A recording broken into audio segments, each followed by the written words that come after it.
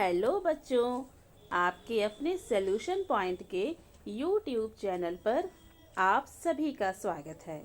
आज हम लोग कक्षा 5 की निहारिका पुस्तक को पढ़ेंगे, लेकिन उससे पहले जो लोग हमारे इस चैनल पर नए आए हैं वे सभी हमारे इस चैनल को सब्सक्राइब कर लें और यदि आप हमारे आने वाले सभी वीडियोज़ के नोटिफिकेशंस अपने फ़ोन पर पाना चाहते हैं तो नीचे दिए गए बेल आइकन को भी दबा दें।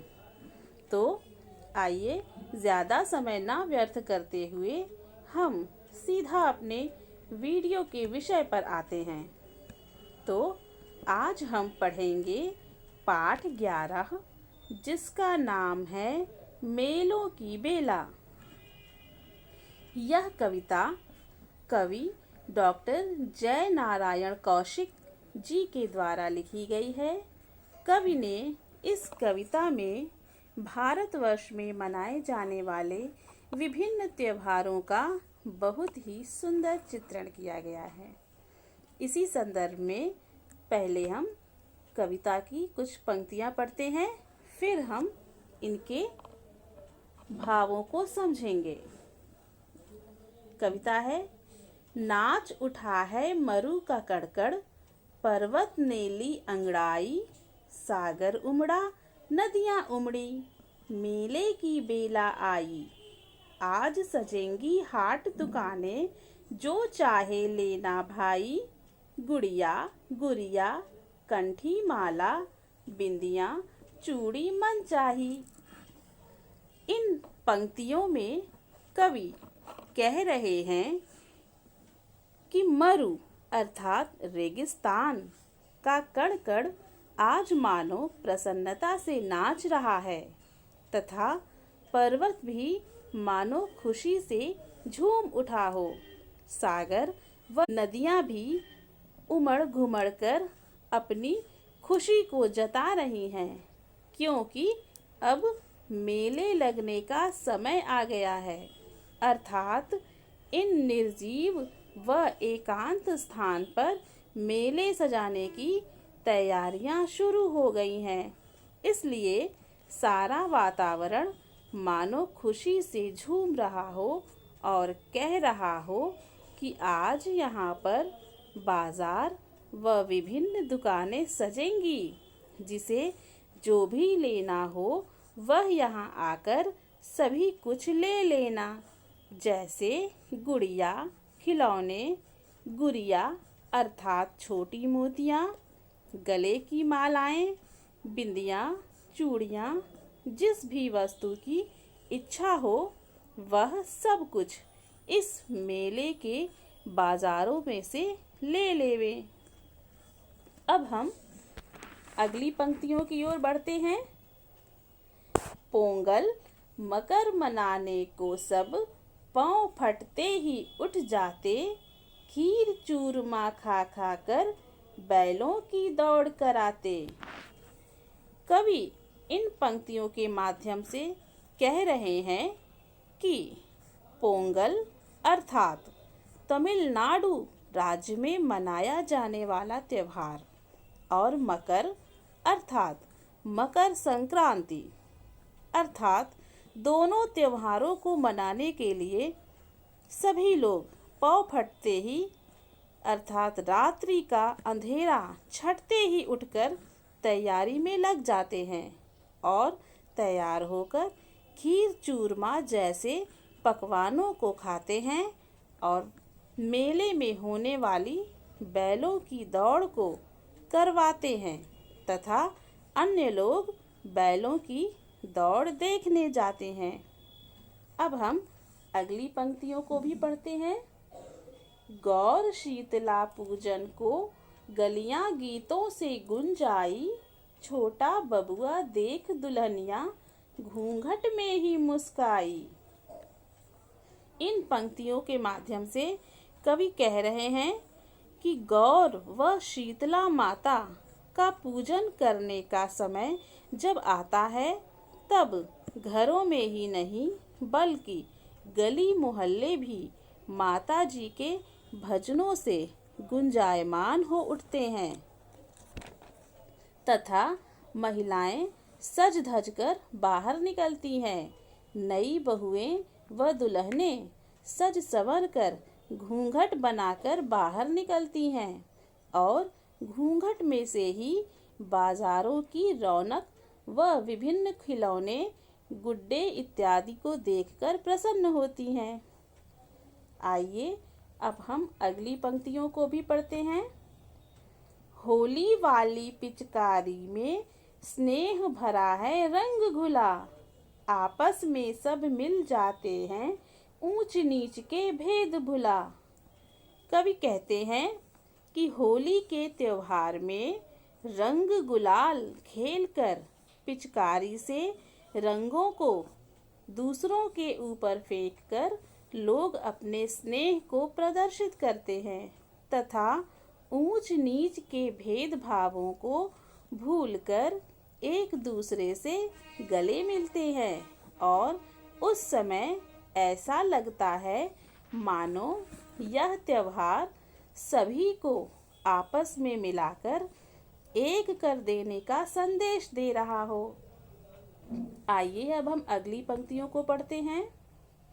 राखी के बंधन में बंधकर भाई चुप चुप कह जाए, जैसे भी हो मैं पहुंचूंगा विपदा तुझ पर जब आए।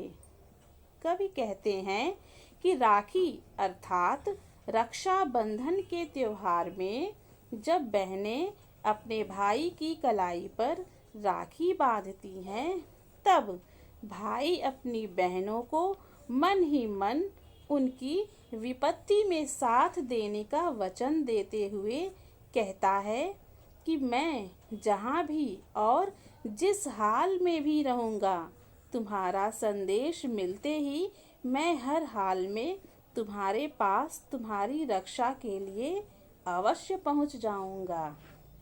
आइए अब हम अगली पंक्तियों को भी देखते हैं। जगमग दीप दिवाली में यूं शिखा डुलाकर कह जाए, बहा पसीना करे परिश्रम लक्ष्मी उसके घर आए।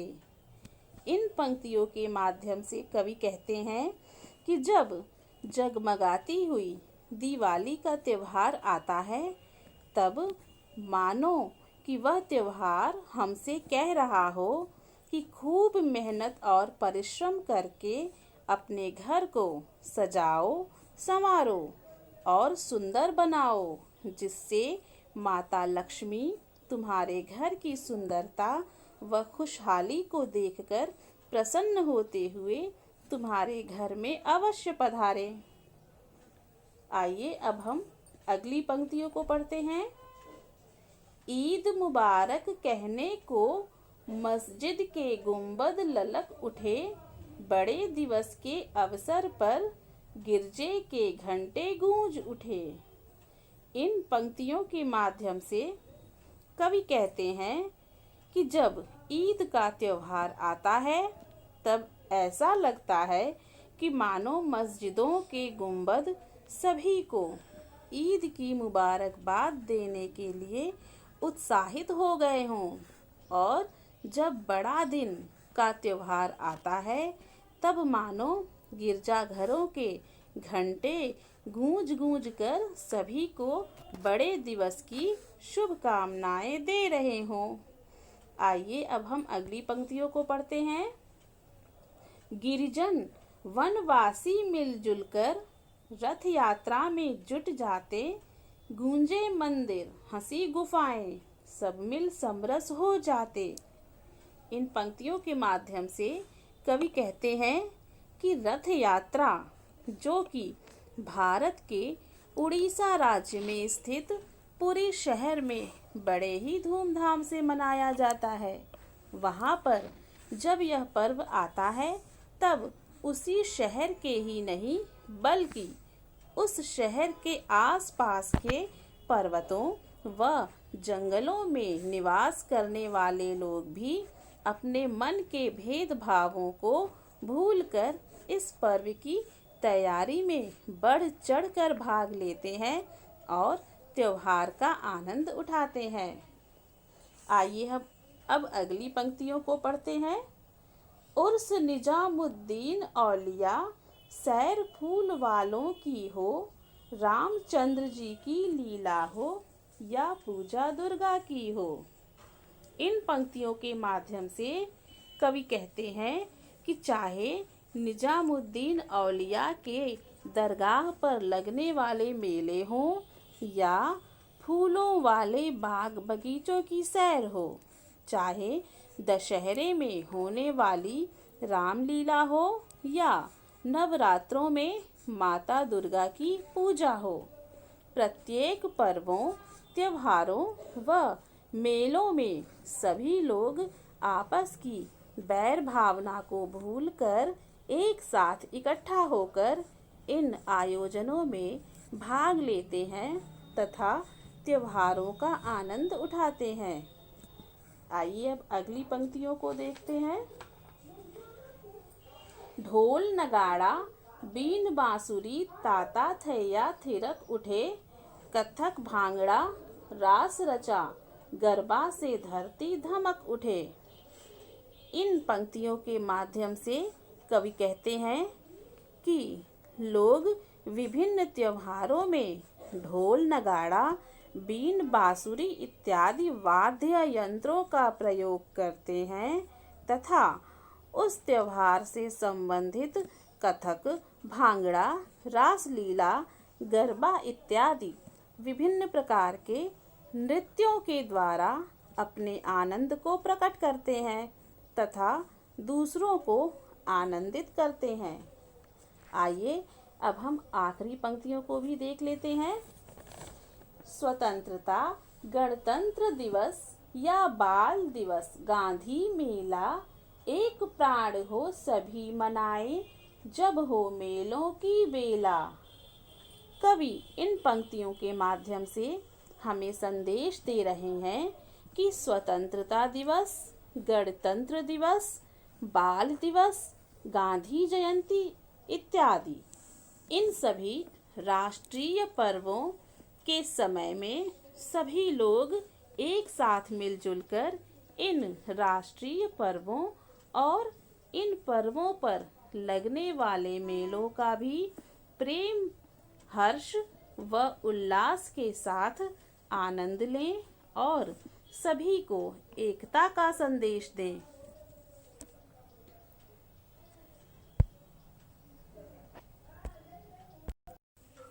तो बच्चों, यहाँ पर आपकी यह कविता मेलों की बेला समाप्त होती है।